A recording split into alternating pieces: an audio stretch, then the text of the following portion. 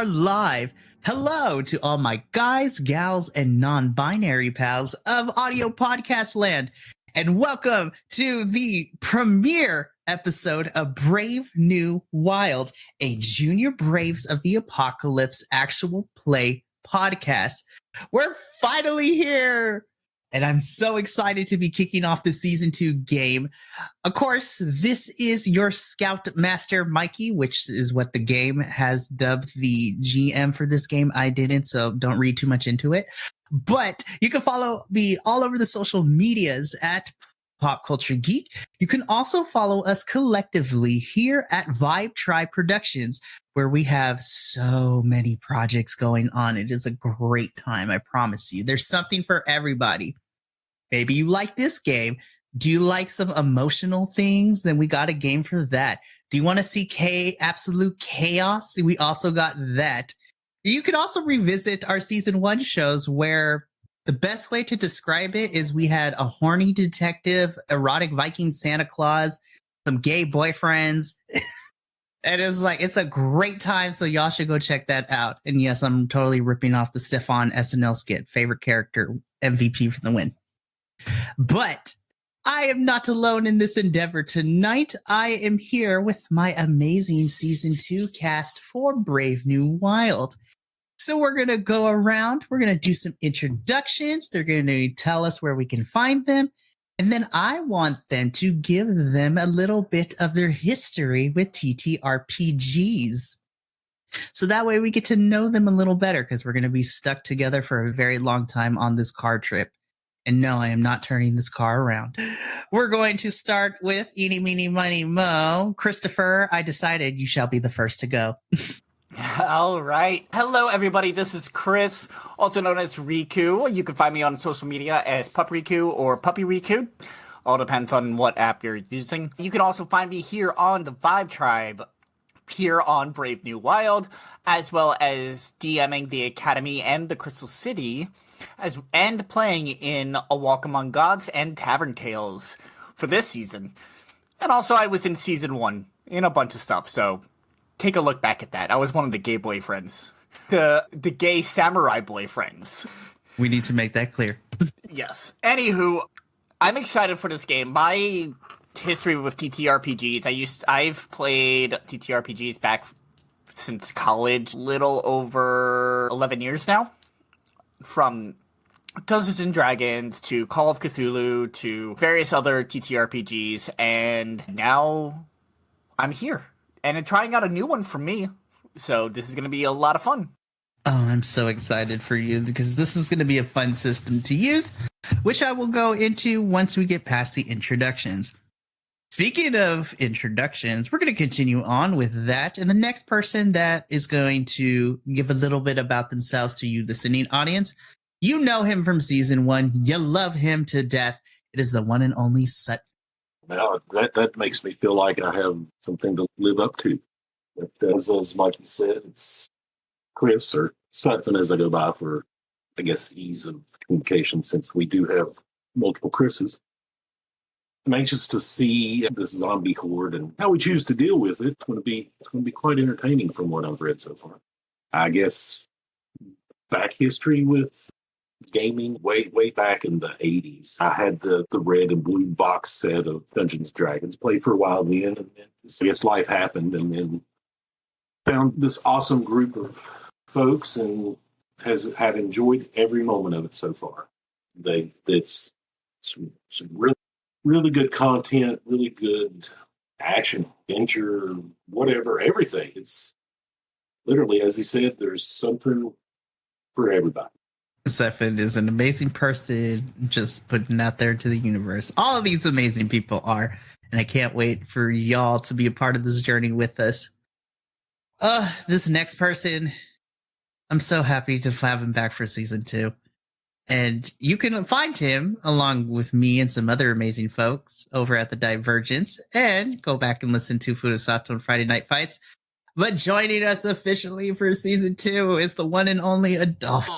And saludos. I am Adolfo, the nerdy Puerto Rican, and I am here to play some tabletop role-playing games and a little history of me and the tabletop role-playing games.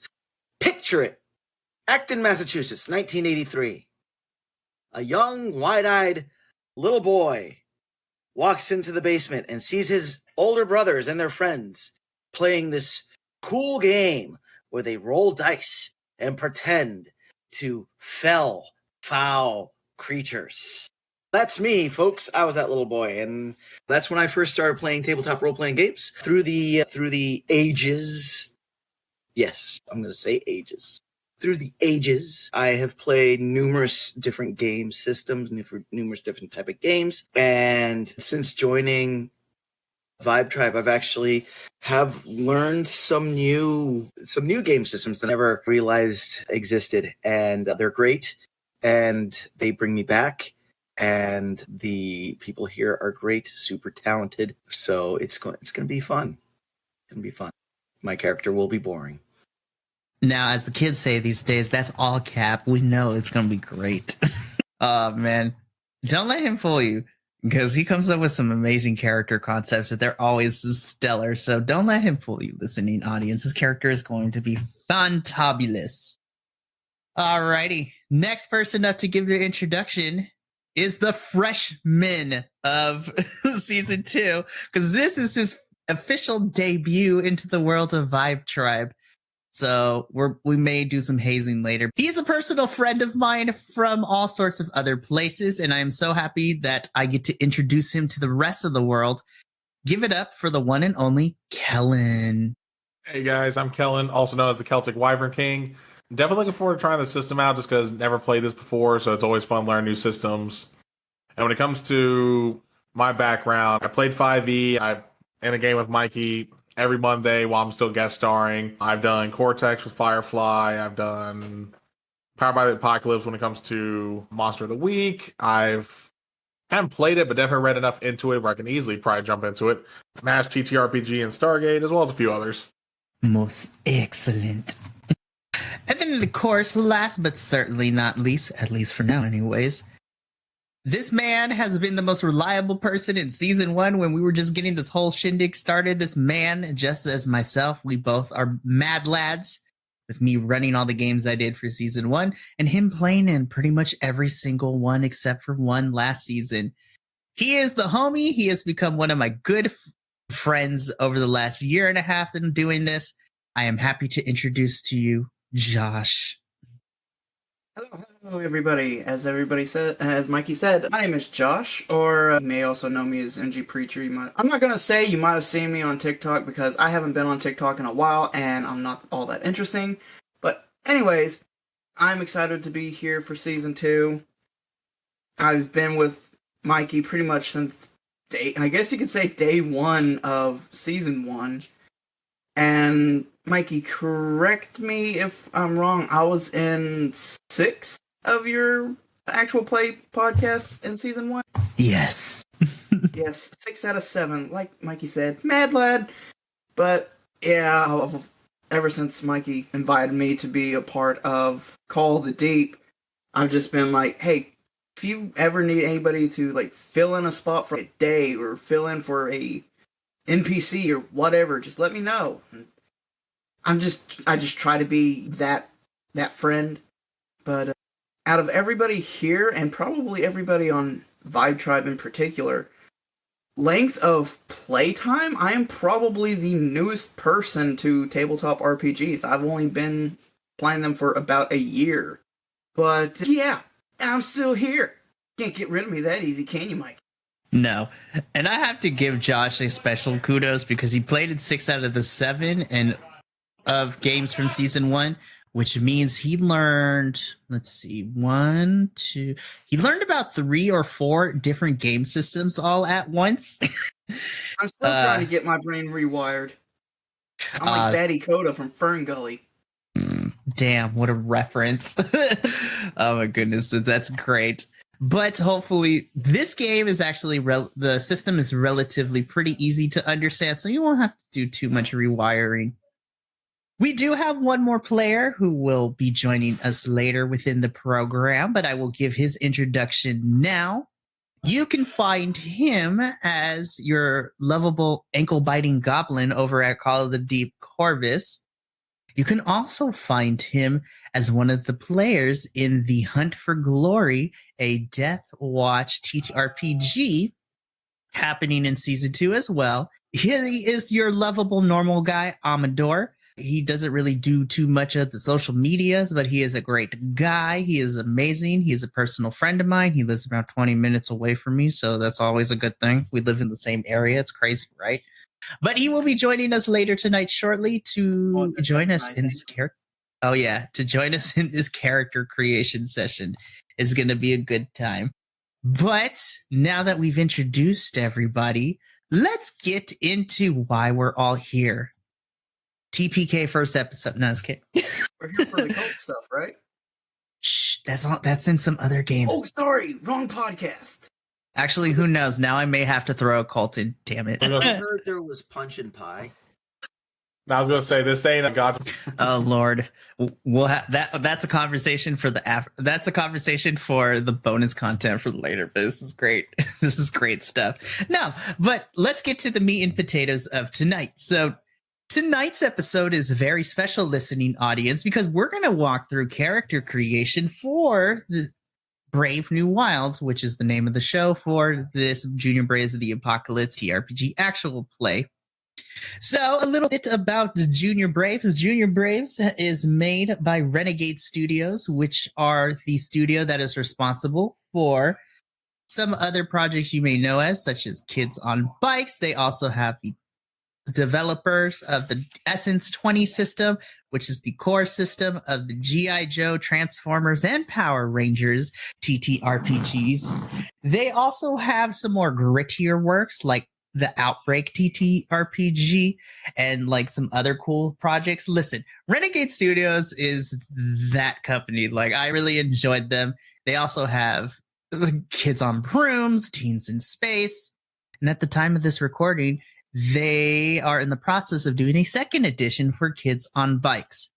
Now, I say at the time of this recording because this isn't coming out till March, but congratulations, the game might be out already. Who knows?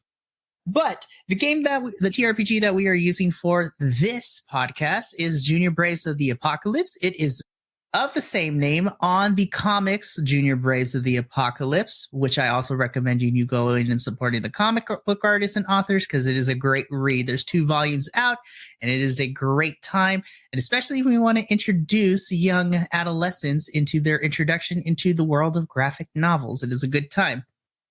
The basis of Junior Braves of the Apocalypse is what happens when you stick the equivalent of the Boy Scouts in a zombie apocalypse world. So our players are going to be creating characters tonight that are prepubescent teenagers. So this game has everything. It has zombies. It has shitty adults. It has teenage drama. So what more could you ask for? But we're going to be going through step by step the character creation process. Before the start of this episode, my players were recommended to open up their copies of the Junior Braves book, so that way I can help them answer any questions and walk them through character creation. So, players, we're going to start with character creation. I'm so excited. This is going to be so good, y'all. But, players, if you can open your PDFs, so it is the physical page 14, where the first thing we're going to take a look at is your character stat. So, in Junior Braves of the Apocalypse, since it is based on the Kids on Bikes system, the way that the game mechanics works is that each character is going to have 6 specific stats that are used to cover all the major things when it comes to any TTRPG. So, really quickly, the 6 stats that our lovable scouts are going to be using over the course of this campaign are brains, brawn, fight, flight, charm, and grit. So, some brief explanations. Brains refers to our scouts' ability to use reasoning and book knowledge in a situation. Brawn is their brute strength and general health, so how sturdy they are. Fight is the scout's ability to defend themselves when they are being attacked or they are put in a dangerous situation.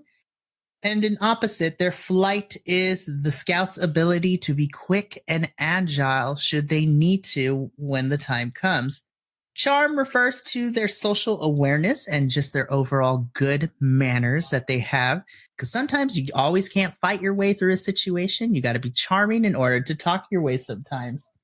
And then last but certainly not least is grit. So grit refers to the scout's ability to have a sharp, strong mind. So the mental fortitude that a scout has. So those are the 6 stats that Junior Braves uses. And here's what we're going to do. So the first step is really easy. So within this system, each of you are going to be given the following dice. You each have a D4, a D6, a D8, a D10, a D12, and a D20. So you have those 6 dice types, and here's how this is going to work for the first part. You are going to assign based on a character concept that you may be working with. Now, granted, these numbers can change before the actual start of the campaign, which is fine with me. But what you're going to do is you're going to assign each of these 6 dice types to the one of the set of skills. So, for example, obviously, if you assign a D20 to a certain skill, that means that your scout is that is their strongest attribute of all 6 of them. Because the higher the dice, the higher the success. And obviously, the lower the dice, the lower the success. And just as flavor-wise, the lower dice means that they're not necessarily the greatest in that skill. However, and I'll get to this in a little bit, the lower dice does not always mean it's going to be a bad thing, because this game has something fun, which I will get to in a little bit. But for your first homework assignment, gentlemen, is you're going to assign these dice to each of the stats. So 1 dice per stat. So the D20, consider it the dice you want to assign to the stat that you think your scout would be the best at. And then going down the line, your D4 is the stat that that's not their strongest skill in their arsenal. This is going to be fun. So players, if you want a more in-depth description to your stats, you may take a look at page 14 in your survival guide, which is the name of the book, by the way. So I love that. So page 14 kind of gives it more in detail, but you guys are going to assign those dice to each of those 6 stats. And of course, I'm here to answer any questions that you might have, all that kind of stuff. I know this is the boring part, but we're going to get into the fun stuff shortly. So once again, you each have a D4, 6, 8, 10, 12, and 20. And you're going to assign each dice to one of the 6 skills, with the D20 being your scout's strongest stat, and the D4 not necessarily being the worst stat, but they're not very good at it. And then we'll get into what this all means in a little bit, because even your scout's weakest stat has the propensity to be the strongest moment of any given session. I've been thinking about this since you told me I was playing in this game, Mikey. I love when players think about these things. So, what have you been thinking about, my friends? It's at least to me, it's funny when you play so many different systems, because you have like this vision, this thought of what you want your character to, like, you know, be good at or whatnot. So then you have to, with the stats that are like given, you try to figure out, what would fit where? I know. Like I said, character creation is one of my favorite parts, because it allows me, as your game master, to see into how you guys think when it comes to building characters. And the funny thing is, with this system, with the Kids on Bike system, it's really simplistic, but it's within that simplicity that makes it difficult when creating the character, because you're like, maybe my character is super smart. Oh, wait, hold up. Maybe It's super simple, but then it gets complicated of how simple it is. Is but what if they're maybe the choices. And it's because of the simplicity that there's no right or wrong answer. I think is the fun part. Right. I always get in the rut of when it comes to these types of the game systems where character creation just flows so easily. I always get in the rut of thinking to myself, what did I forget? What am I missing? I got to reread the book again. It can't be that easy to create a character. And see, what's interesting about Junior Braves is because normally most TTRPGs that I've played, and you usually come up with your concept first, and then afterwards is when you put in the mechanics of fitting that person now. Oh no, this game has you assign the stats first, and then you come up with the concept based on the stats you give them, which is one of the things I love about the Junior Braves game is that you assign stats first, and then you use those stats to try to fit in what trope your scout ends up falling into, which we're going to get into as our second step here in a little bit. But I would like to hear, actually, so Adolfo, I'm going to pick on you first because I love you. But I would like, and again, these do not have to be the final answers. You could change them as we go through along. But what were you thinking as far as your stats and what dice belong in each? For the character concept that I'm thinking, I put a D20 into brains, and then a D12 into brawn, a D4 into fight, D10 into flight, a D6 in charm, and a D8 in grit. Ooh, very nice. I'm so excited to start doing the tropes next. This is going to be so much fun. Alrighty, so Chris. See, this is what happens when you have too many people with the same names. It's ridiculous. Right? Yeah.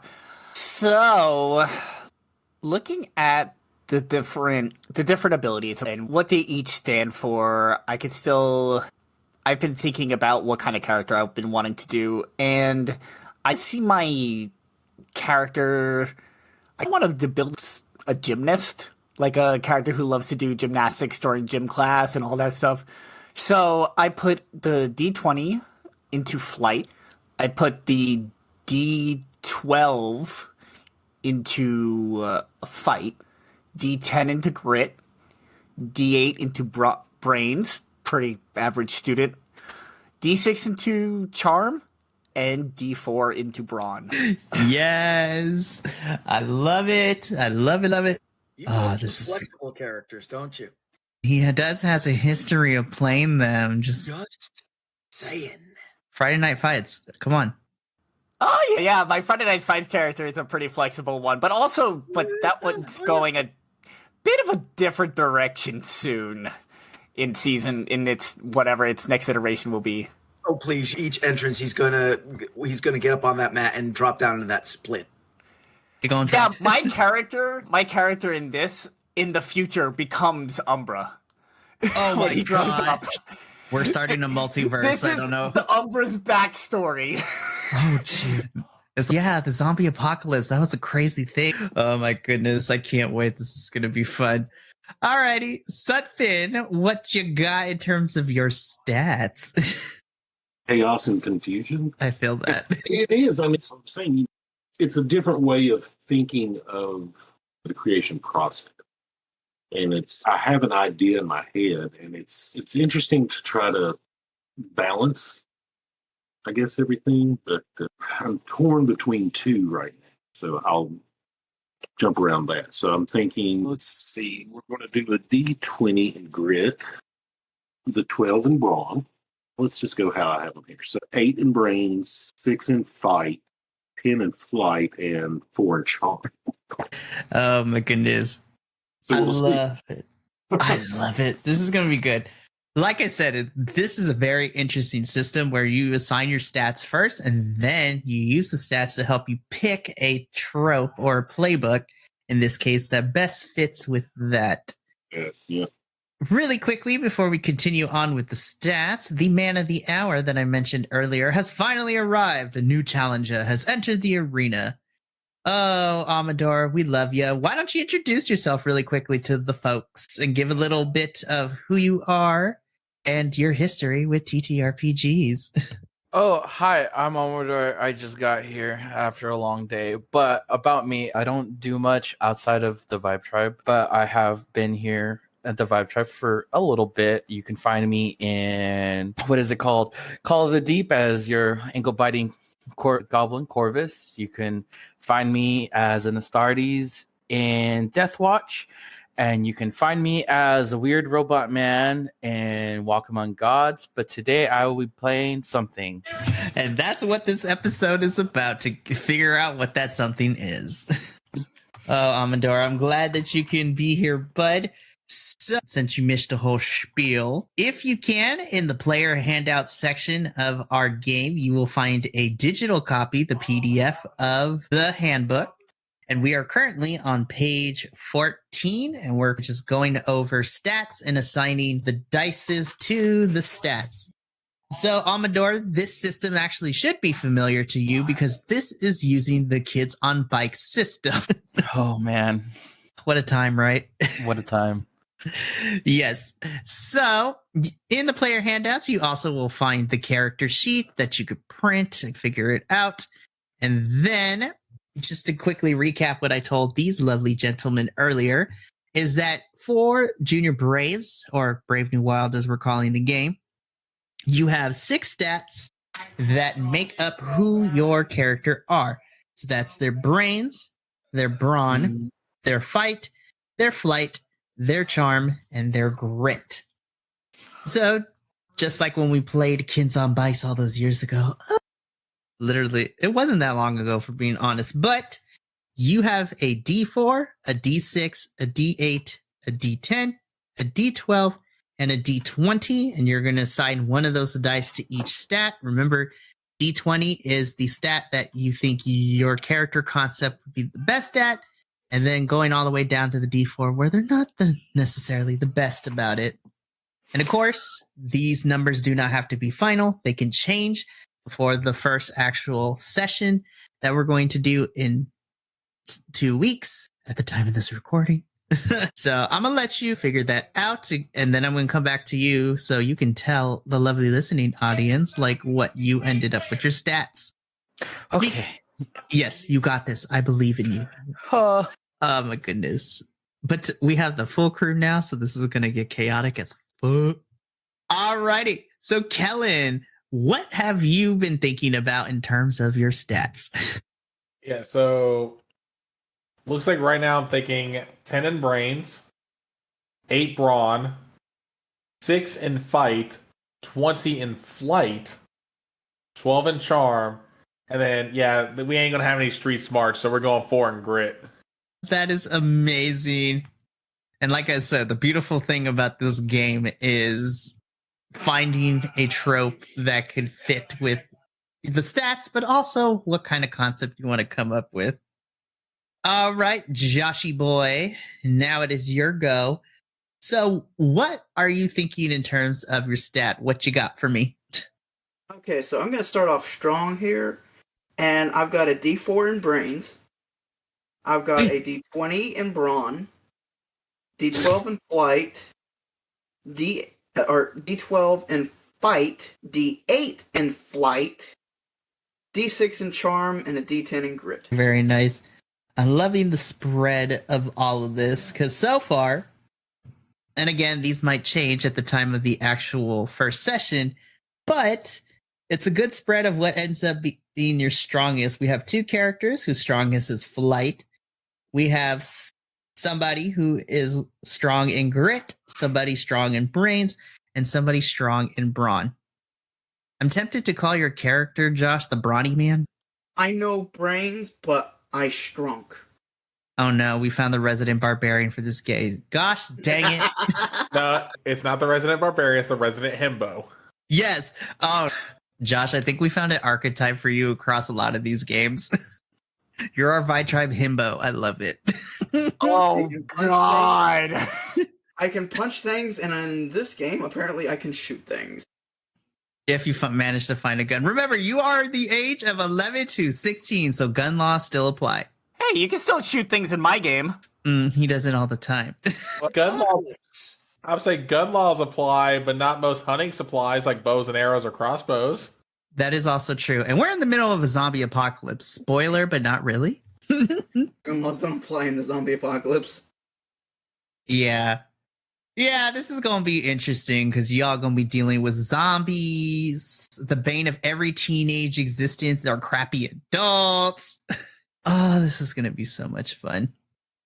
All right. Amador, I know I didn't really give you a lot of time, but I would like to hear what you is thinking. Maybe, I don't know, when you're ready to share with the class. Okay. So we have plenty of people in brains, fight, brawn, flight, and grit, but it looks like we're lacking in a person who can talk to others. Because if anybody knows anything about zombie apocalypses, the other greater enemy other than the zombie themselves is people. So I think I'm going to put my highest D20 into charm. So we have a means of communication, maybe even bartering for our lovely people on fight and getting some supplies for our brain people, see if they can cook something up. Then I think we'll go down. So it's a D20, a D12, a D6, the D10, and then the D4 is the lowest, correct? Still 5? Yes. So it goes 20, 12, 10, 8, 6, and 4. I'm going to go D12 with grit because I do think my character will have a little bit more of a street smarts. Then D10 into flight because he's kind of, yeah, he get it here at the Vibe Tribe. D10 and then D6 or D8 is going to go into bronze. Sorry if I'm just thinking aloud because I put on the spot here. Brains is going to be the D6, a little smart, but not too smart. And then D4 is flight. So please do not expect me to do a lot of fighting. I am the means in which to speak to others. I got you covered. So what I'm hearing is, if you see like a wall of zombies coming at us, we're throwing you first so you can talk to them. Got it. Yup. Be like, hey guys, I know you want to eat us, but let me give this PowerPoint presentation as to why that's not a good idea. I can sing them. I can lull them with my beautiful voice. Oh no, Since you've got the best charm, I guess you can do the bartering, and when you do so, go for the chili mac MREs. Oh, you're right. MRE menu number like 3 or whatever. Jesus. I'm like, yes, I will give you a whole Josh if you give me 3 cans of beans. Wow. I'm sorry. I can pick you up. I use my D20 in bronze and pick you up and throw you. I deserve that. I totally deserve that. I deserve that. Oh my goodness. Again, so these numbers are allowed to change. You don't have to solidify them right now. This system is so lenient that it's more about collaborative storytelling than it is about crunchy dice mechanics, though crunchy dice mechanics is still a fun aspect of this game. So let's get into probably my favorite part of this character creation. Step 2, which is for our players. Now is the time where you take a look at your stats and you decide a trope. So in Junior Braves of the Apocalypse, the trope is essentially the word that is used to describe this game system's archetype or playbook for our Braves, which is what they're going to be called. They're like Boy Scouts, but they're called Braves in this game.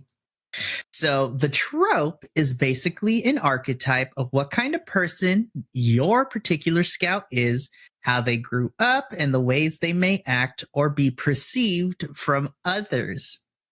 So you only get to choose one trope, and each trope gives you a unique ability that you can use with your Brave tokens, which I'll explain what those are a little bit later into character creation. Now, it is not mandatory, but I highly recommend it because there are so many tropes to choose from, beginning on page 16, by the way, that it is not mandatory, but it is highly recommended that everyone picks a different trope because then it makes it so much fun. But then again, there's so many of them. The chance of everybody picking the same one might be a little different. But really quickly, the tropes or archetypes that are available to you all are adventurer, clown, devote, dreamer, geek, honcho, jock, loner, the mentor figure, which has its special set of rules that we will talk about in a little bit, the oddball, the paragon, the rebel, the ruffian, the rustic, the slacker, the second special one, the tagalon, which also has a unique set of rules, and finally, the tinkerer. So, with these tropes, as I mentioned, each of them give you a special ability that you can use. Now, with these tropes, some of these abilities, depending on your archetype, you will use brave tokens to use the special ability, while others allow you to earn bonus brave tokens when you perform the actions. So I'm going to give you all about a minute or two to look over the tropes and think about it. And I am going to, in 2 minutes or less, go for the listening audience to give a brief description of each archetype. So starting at the very top, your adventurer is the brave that loves to explore the wild and feels called to adventure before anything else. Your clown is basically the comic relief. Where things get dire, the clown tends to strive to get a chuckle out of their friends. And it's not that they don't take things seriously, but laughter is the best medicine in their bread and butter. The devout is basically that one kid in Boy Scouts that we all knew that was there from the beginning of the troop and like lives and breathes the brave. So this is their lifeline, so to speak. But also because, and this is just a little bit of a historical lesson, the Boy Scouts also had an aspect, because when I was in Boy Scouts, there's an aspect of religion that was a part of it too. So the devout also believes in some form of higher power.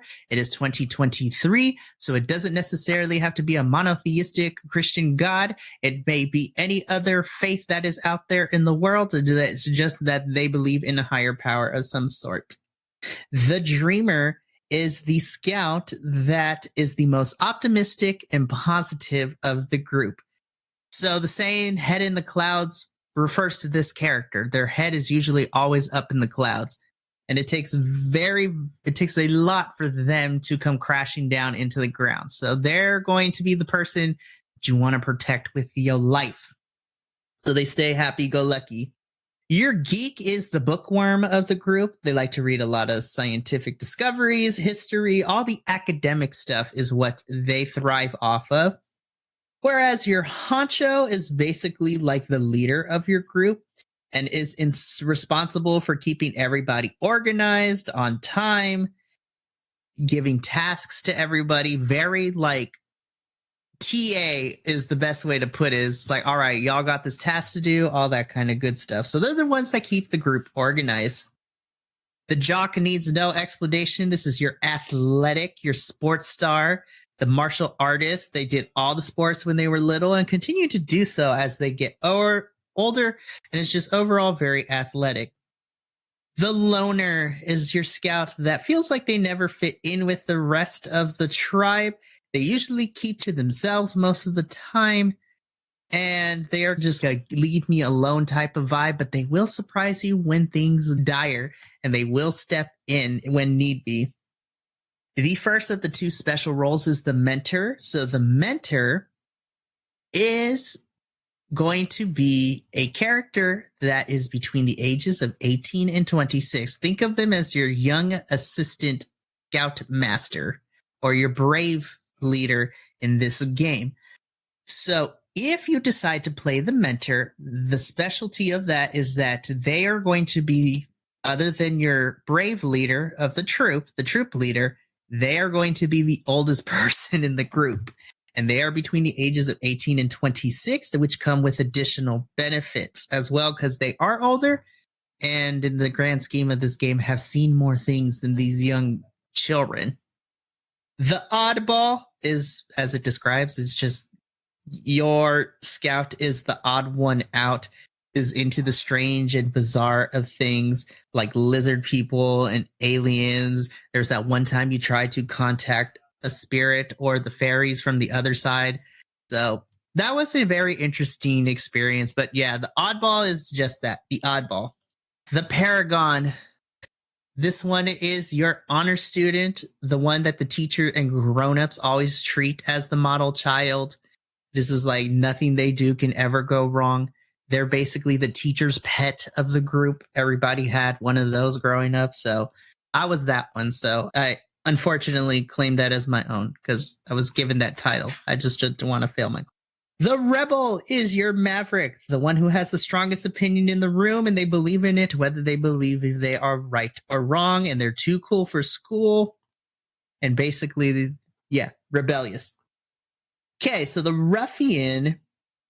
Now, the ruffian is described as your very aggressive bully type, but it could be used in different ways. They might be taking your lunch money, or they might be protecting you from your lunch money getting stolen, but they're basically like your enforcer, and they are very good at giving painful wedgies and getting into fights when need be. So the ruffian is basically the person that you're going to want to rely on when you get into a scrape. So the rustic is the scout that basically loves to reconnect with nature, and the wilds is their playground, and they basically love to rather be in nature than indoors all the time. Your slacker is just that. It's the slacker where your scout, if you are the slacker, likes to kick back, play video games. They just have this chill vibe or whatever. They look like they're participating, but they away from prying eyes, they shirk their duties and are just kicking it and just taking it easy. The tag-along is the second special character that you could play as. The tag-along is that equivalent to when you go out with your friends and then you have to take your little brother or sister or even your cousin in some cases. So the tag-along, if you choose to play that, your character's age will be between the ages of 6 and 8. So they are that little cousin, little sibling that has tagged along with the scouts. And because the Braves have welcomed everybody despite race, age, creed, sex, orientation, yada, yada, all that good stuff. Mom, But I don't want to take Charlie to the movies with my friends. But you have to. Fine. See, I never had that problem because me and my younger brother are 5 years apart, so we didn't really have that issue. I never had that problem either. That's because I only had one cousin that lived close to me, but there was nothing to do other than go into the woods. Sounds about right. Must be nice, Michael. Must be nice. Yeah, we're not going to get into that whole story because Amador here, how do I put this? Amador has his own vibe tribe. It's great. And then, of course, last but not least is your Tinkerer, the scout that's not very comfortable with the outdoors or with any kind of physical task or activity. But when it comes to mechanics and engineering, your Tinkerer is the person. You're going to want to give them the tools if things need a fixing and or that kind of stuff. Okay. Alrighty. So we're going to go in reverse order this time. So Amador, which trope has tickled your fancy, so to speak? Okay, so I was thinking maybe it's a really hard toss-up because I always like playing the weirdos. So like Oddball really stuck to me, and I really like its little ability to be able to see things out of place and curious things. But I don't know. I want that or Dreamer, and I think I'm gonna go with Oddball. I think I'm really good with talking to people, but I also go off the deep end sometimes, and I think that's what I want my character to be. And even in Kids on Bike, when we did our Kids on Bikes campaign a while ago, I was also the weirdo. So I think I'm gonna keep that theme up because it's really fun being the weirdo. Oh my gosh, it really was. It's such a great time. All right, so you have the oddball. So obviously you can look at your special skill underneath the oddball trope. But for the listening audience, when you select the oddball as your trope, so once again, a lot of these either you use brave tokens or you earn more than you normally do. But when the oddball spends a brave token to ask the guide, which is me, about what is most curious, strange, or out of place about an object, person, or incident in the current scene, I must answer the question truthfully. So anytime the oddball asks a question and spends a brave token to ask me about what is most curious, strange, or out of place within a given scene, I have to answer it completely honestly with no hint of, oh, maybe it's this, maybe it's that. No, I have to tell the truth. So that's probably going to come in handy when it comes to certain situations. The truth, the whole truth, and nothing but the truth, so help you God. Yes, exactly. I have to, especially if the oddball spends a brave token. Speaking of the truth, truthfully, Josh, what trope? Immediately. Okay. Kids, we don't have. All right, next person. No, just kidding. Here's the thing. I'm not the one, like you said, Mikey, I'm not the one taking the lunch money. I'm the one that walks up behind the guy that's trying to take the lunch money and punch him in the ears. Yes. Punch him in the ear. All right, so ruffian, I didn't want to assume because you know what they say about assuming. But you would have assumed, right? Yeah, it's one of the few times I assumed. So the ruffian is what Josh is looking at. So when you pick the ruffian trope, when you try to solve problems through direct confrontation or sheer, as the book puts it, such a fun word to say, you may spend a brave token to add +3 to your roll, in addition to any bonus from an applicable skill patch, which we'll get into a little bit later in character creation. So literally, ruffian, you spend a brave token, you get a +3 to your roll, which obviously definitely makes or breaks what's about to go down in this game. Alrighty. All right, Kellin. What about you? What trope tickles your fancy? It's kind of a toss-up. Because I'm stuck between adventurer, clown, and... Hold on, what's the other one I was looking at? Where the hell was it? And rebel. Like, I'm stuck between those three. Because I like the fact that adventurer can just find something that we need, potentially. The clown, because it doesn't matter what game, there's got to be someone there for the comedic relief. Just whether I can actually succeed at that is a different story. Rebel, because, come on, rebel. Of course. Dixieland intensifies. We're going to go adventurer. I just like the utility of behind that one. Yes. Alrighty. Adventurer. Adventurer is a fun one. I played as an adventurer when I actually tested this game out during the pandemic when they had the Renegade Con virtual. I actually got to play this game, and I picked the adventurer for my character, so it was a lot of fun. Alrighty, for the listening audience, when you pick the adventurer, you can spend a brave token to find something unexpectedly useful in your surroundings, like a discarded tool covered in mud, a broken toy that has salvageable batteries, a hidey hole, etc. So the adventurer, when they spend a brave token, literally could make or break what's about to happen in any given scene with finding something unexpectedly useful. Now, of course, on hammer for the Brawn boy. Now, of course, with it does have to come with some compromise from the guide and the adventurer. But honestly, I'm pretty cool when it comes to stuff. Now, within reason, obviously, if you tell me, "Oh, look, I found this Magnum," I'm like, "Yeah, that's not happening." I checked this pile of trash. Oh, look, I found an M134 Gatling gun. Be like, campaign over. We're an extremely observant a rocket launcher so far. Yeah. Honestly, when it comes to the type of scenarios that you may or may not encounter, being observant is very important. Yeah, that's one reason why I chose adventurer, is because adventure it can just be, oh, you're just going to find something useful. Doesn't matter. It's just, oh, this is useful. Cool. Most excellent. Alrighty, Adolfo. Let's hear from you. What kind of trope is making you figure this is going to be fun to play as? Tinkerer. Easy enough. Awesome. Yes. Hey, we got the guy who can find a Gatling gun and the guy that can fix the Gatling gun. Yay!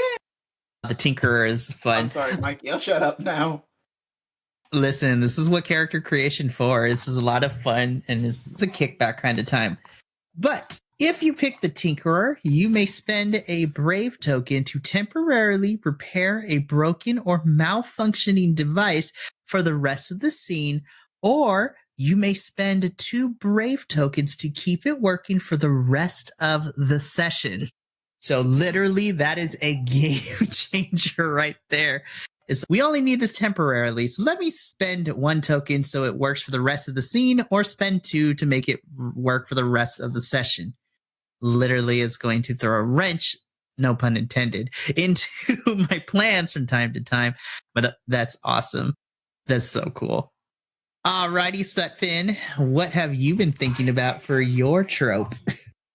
Sorry, my mouse pointer disappeared on me. I think I need new batteries in the mouse.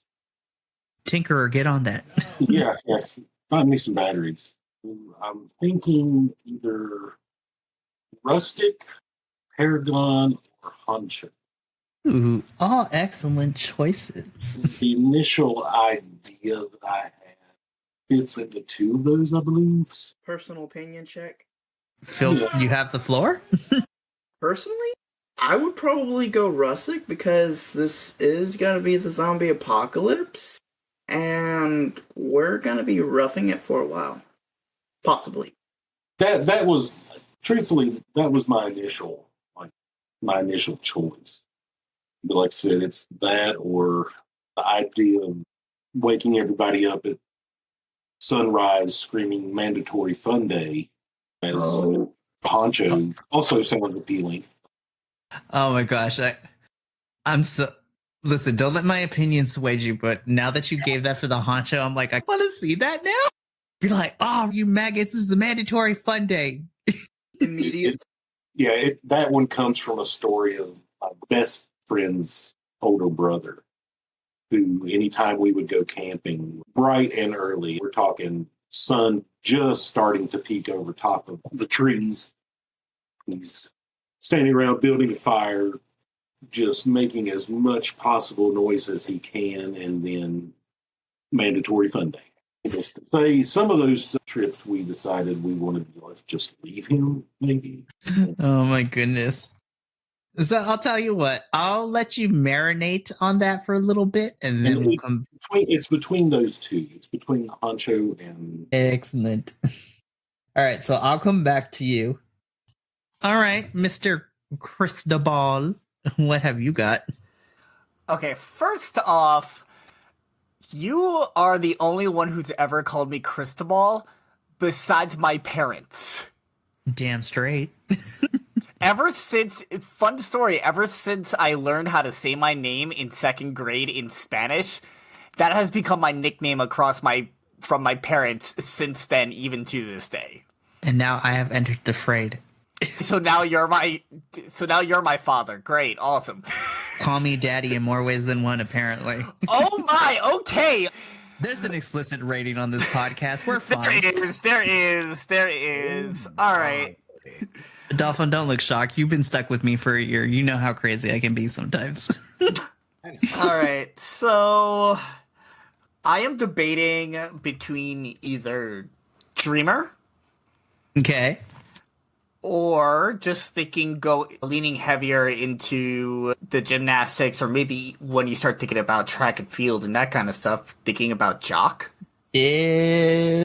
And I think, you know what? I think I'm going to go Jock with this one. I think my character, even though it's not the football, basketball, those kind of games, it's still very involved in their sports and teams that they are on for gymnastics, track and field, swimming, things like that.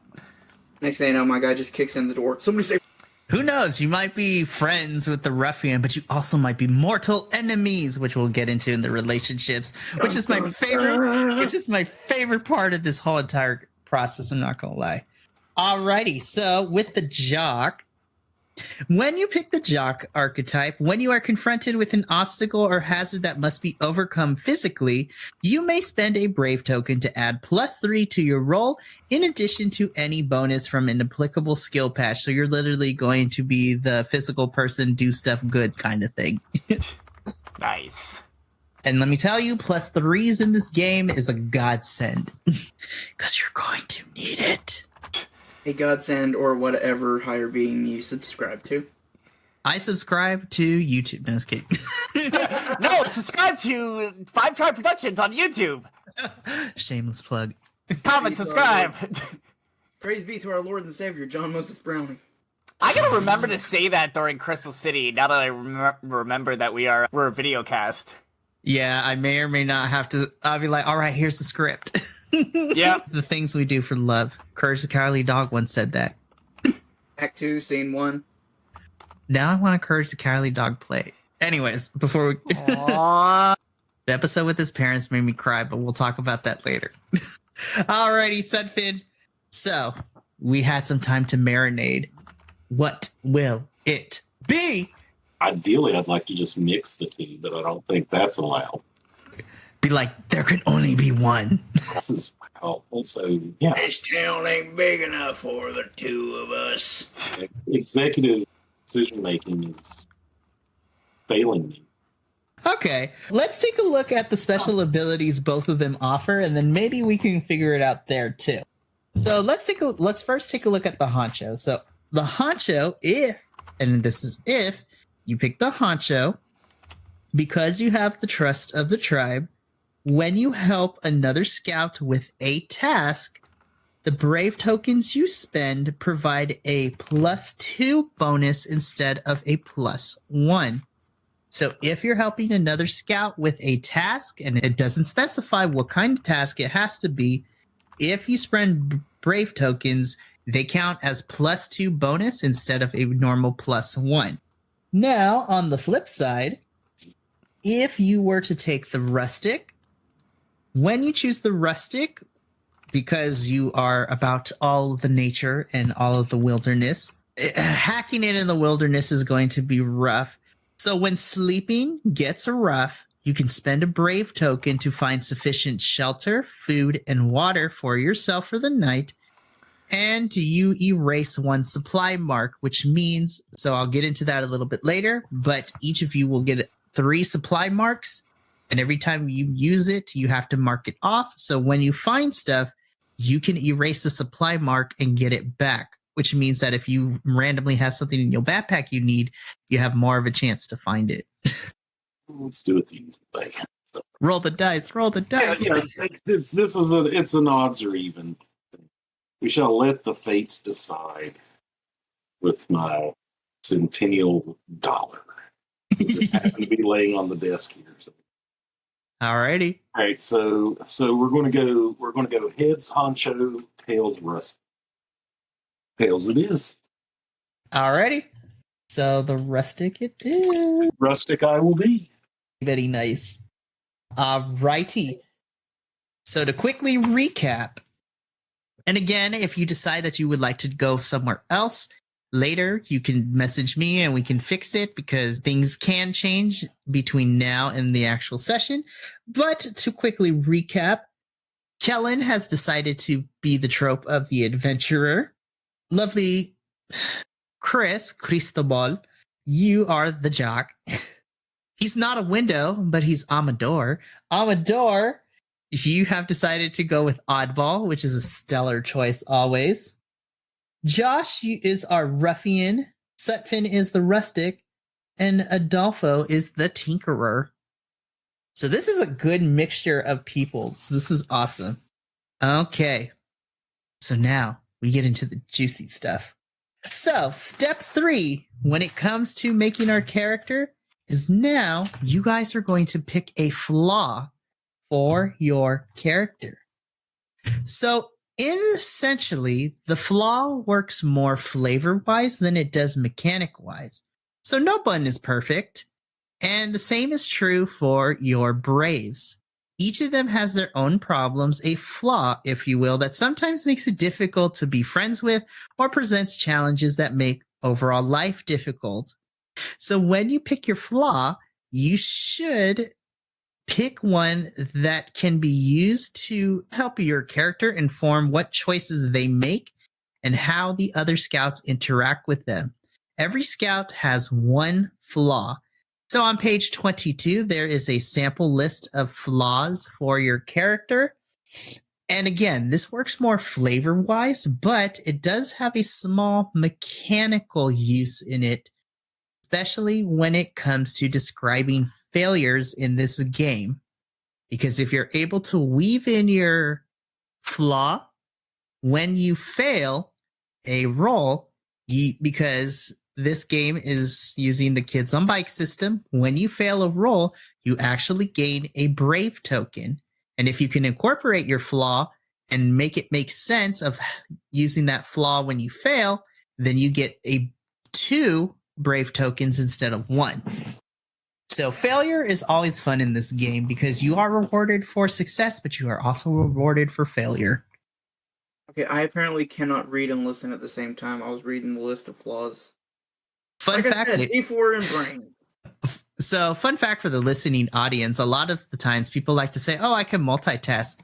Physiologically speaking and psychologically speaking, there is no such thing as multitasking.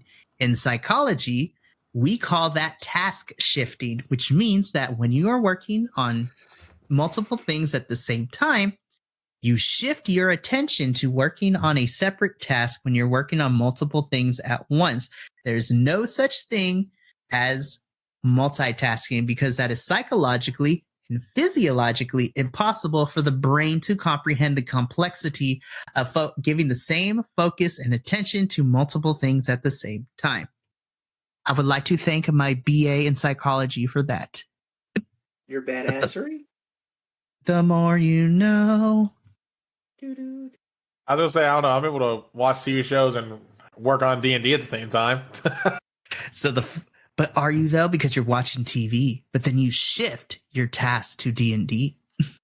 But no, honestly, though, my professor did say if you have music or TV blaring in the background, you can increase your productivity because it acts as white noise to stimulate your brain while you're working, and the wavelengths of the sound, whether TV and or music or whatever you have as a background noise, tends to increase the productivity because it sends signals to your brain, be like, yo, let's work harder. Yeah, no, it's definitely a thing, but I was mainly making a joke because thankfully work on D&D, that's just one sense. Listening to TV is the other side. That's how I'm able to do both. Yeah, there are some people who are able to separate the senses a little bit, and it's a lot more common than people give it credit for. But yeah, sorry, my psychology nerd in me was just like, we're going to talk about this. Playing Dragon Ball Z. Yeah. I would say, considering how many of us are probably neurodivergent anyway, and I think that's probably where it's most common is in the folk out there. There's a lot of, I kid you not, there's a lot of us in this call that are I can't speak for me, but there are some amazing folks in this call who are neurodivergent, and we love and appreciate them. And if anybody talks shit, I will fight you. Just saying. It's on site, as the kids say. Whatever that means. I'm sorry to get us so off topic, Mikey, but yeah, can you just go over what the flaws do again? I'm sorry. Technically, it was related because we were talking about flaws. But anyways, yes. So again, flaws can be any adjective that describes one of the more setbacky aspects of your character from their personality and what informs their actions. So this is the comprehensive list in the book, but it is not limited to what is on here, starting on page 22. But some flaws may include arrogant, has bad eyesight, bad habits, bitter, blunt, boastful, boring, brash, a cheater, chronic pain, clumsy, coward, distracted, envious, fearful, fidgety, forgetful, gloomy, greedy, grumpy, gullible, liar, mean, nosy, picky, prim, rude, sarcastic, secretive, shy, silly, skeptical, sloppy, snotty, strict, stubborn, superstitious, sweaty, unruly, vain, wasteful, and etc., etc. That literally describes teenagers these days in a nutshell. Way to go, book. Actually, I can't say teenagers because I know some adults that are like this as well, and I feel like it's worse in adults than it is in children. But all to say is you guys get to pick a fun flaw that you would like to give your character. And again, the only real mechanical use your flaw has is when you fail a roll. If you're able to incorporate your flaw into the failure, you receive 2 brave tokens instead of 1. But if you try to use it and it doesn't make sense, to be like, nah, nice try, but no. Alrighty. Let us see. Oh, Joshua, I have decided that you shall go first for this one. Blunt. Again, really easy. So there's sometimes I'm just blunt IRL, so don't I know it? No, I'm just kidding. Nah, you're good, Josh. I like the bluntness and the honesty. It's what keeps me going. And it keeps me on the straight and narrow, not gonna lie. Alrighty. Amador, what were you thinking for your oddball? I want to play into the whole superstition thing, but also play into daily vices as a Hispanic goes through. Not only do we have bad joints, but before bad things happens, like when your grandma's, hey, it's gonna rain today, my knees really hurt, so I'm gonna have lots of chronic pain, especially since I am an oddball. I found my character. What time period? I should have asked, what time period are we in? So the time period is going to be modern. So anywhere between 2010 to current day. So this is all current day. That's one of the beautiful things with this game. You can set it anywhere, but for this particular game, it is the modern era. Oh yeah, so definitely he's into the whole like message board, internet culture, talking about conspiracy theories, talking about alien. He's like, certain celebrities are lizard people, like it says in the thing. So he has like early onset carpal tunnel, and then he also has that bad gut feeling that hits his knees, and he's it's gonna rain today, or man, I really feel like today's gonna be off. My knees are really hurting. So he's gonna have some chronic pain and bad joints. Oh my goodness. It's so funny, but it is so true. Alrighty. I'm going to jump around a little bit. Adolfo, what were you thinking for our Tinkerer? I was thinking either superstitious, because he's got to use the tools that he always has used, because those are his lucky tools. And even going past that, is that a black cat? Did that just cross? Did you spring a mirror? Yeah, we can't go outside. No, we can't have it. Either that, grumpy, that way I can make him a caffeine addict like I am, or clumsy. Interesting. Alrighty. So which one is making you feel more? Like which one are you leaning towards more? As fun as grumpy would be, I unfortunately feel that would get tedious RPing that week in and week out. I'm kind of in between superstitious and clumsy, and I gotta go feed a baby. I'll be back. Okay, no worries. So superstitious or clumsy. So we can Speaking of finalize grumpy, that. All right, Chris, what do you got? I'm gonna go with distracted. I think my character, like I said, enjoys all of these different little sports, but at the same time, it's always distracted by the new thing to try to do. I kid you not. I know a lot of athletes in school who were like that. They're good athletes. They're very athletic, but they get distracted all the time too. Fun fact.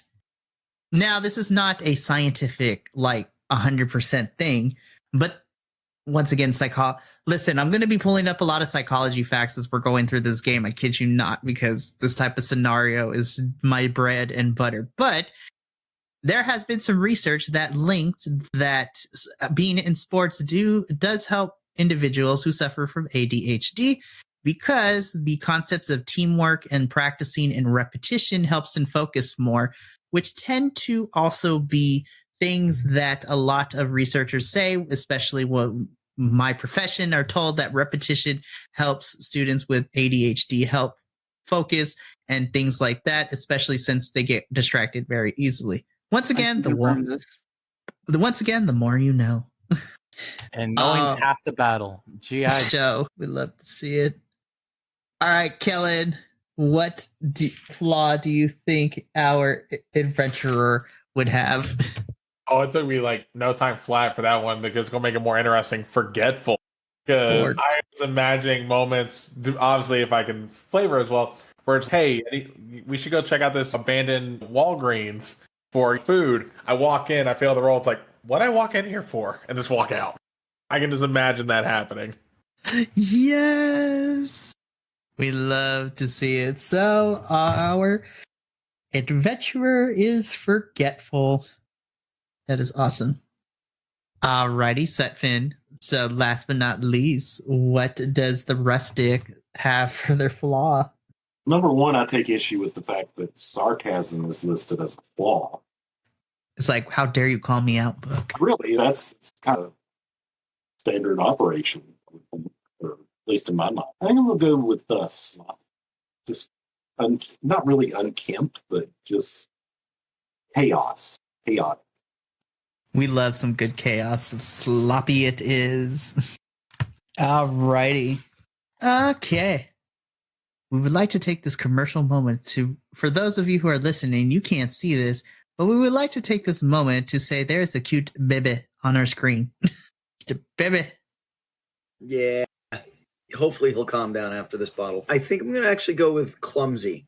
Heck yeah. And let me tell you why. Back in my younger 20s days, I was a firefighter. And we were at this strip mall fire, and I was assigned to a truck, which, for those that don't know, the truck is the big fire truck with the really big ladder that gets put up. And the guys in the truck are normally known as truckies. And as a truckie, you do things like search and rescue. You do things like ventilation, safety, any secondary fire suppression type stuff. It was a strip mall fire, and they actually had us go in through this jewelry store to start poking some holes in the ceiling to see if how far the fire had progressed. And we walk into this jewelry store. It's skinny, okay? And at that time, I was a skinny Adolfo in the firefighter turnout gear and all that. I was pretty wide. And then more importantly, I had this thing called a pike pole, which a pike pole is very much what its namesake is. It's a big pole that has a hook on the end of it. And what you use it for is one of the many uses for it, I should say, is you poke it up into the ceiling and you can pull ceiling down. But we're walking in and we have our SCBA breathing gear on. And our team leader is like, all right, guys, be careful. We're in a jewelry store, so don't break anything. And he was behind me. I couldn't hear a word he said. So I turned around and went, what? And my pike pole cleared out a whole wall of shelves. That's why we're going to go with clumsy. That is amazing. Why does that sound like it was straight out of a sitcom? Oh my goodness, that is amazing. We love to see it. Now I got the hiccups, dang it. Alrighty. Okay. So now that we have our fundamental flaws, we're going to do this one bit. We're going to do this one more thing right here, and then we're going to take a break shortly. And actually, I will explain it, and then you guys will have the break to figure it out before we go back. So, the last thing that we were going to do for part one, make sure that you stay tuned for the second part of this character creation. Don't go nowhere anytime soon, y'all. But we get to pick our skill patches. Don't touch that dial. Don't touch that dial, ladies and germs. We will be back shortly. But no. So the next thing that we're going to do, at least for part one of character creation, is you're going to choose 3 skill patches. So like any organization, the Boy Scouts, the Girl Scouts, whatever kind of scout organization, you have the opportunity to earn different merit badges or skill patches in this game that show exemplary mastery of different objects. So the way that skill patches work is, as I mentioned, you will get to pick 3. So anytime over the course of the campaign, when you are involved in an activity or something within a scene that allows you and you have mastery of this certain thing, with a skill patch, if you are able to tell me how the skill patch applies to the scenario that you're working with, when you make a roll, your skill patch grants you a +3 onto that roll. However, there is a trade-off. If you use the skill and you explain it, how you make it work within the given context, but it goes beyond the scope of actual credibility of said skill, then you are penalized and you only get a +1 instead of a +3. So this mechanic helps not only for you to pick and choose when to use your skill patch appropriately, but it also gives the DM a chance to be like, yeah, that's not going to happen. Sorry, you only get a +1 instead of +3 this time around. Maybe next time, which is really cool because I really like that. You still get a bonus, but not the high bonus if you're able to explain it. So what we're going to do is we're going to take a quick break right here. So over the break, you guys get to pick 3 skill patches. And when we come back from break, we will go over those skill patches. And then we're actually going to jump ahead a little bit. And when we come back, we're going to talk bonds between you guys and establish who's on good terms and who is on bad terms. So for the listening audience, that will be concluding part 1 of character creation. Make sure you tune in again for part 2. But until then, make sure that you give us a like, follow, take care of each other, love one another. And as always, let the good times roll. Come back for part 2. Please, we're desperate. But until then, see you in a bit. Okay, I'm actually Alrighty. going to hop out of Discord for the break. That way I can give my hotspot a little bit of a rest, but I will be back. Okay, so it is 7:30 my time, so I will say about 7-minute break, so 7:37 my time. Calculate that to your time zone. We'll come back, and then we'll continue on with character creation. This has been a Vibe Tribe production. Remember, take care of each other, love one another, and as always, keep those good times rolling. We'll see you next time.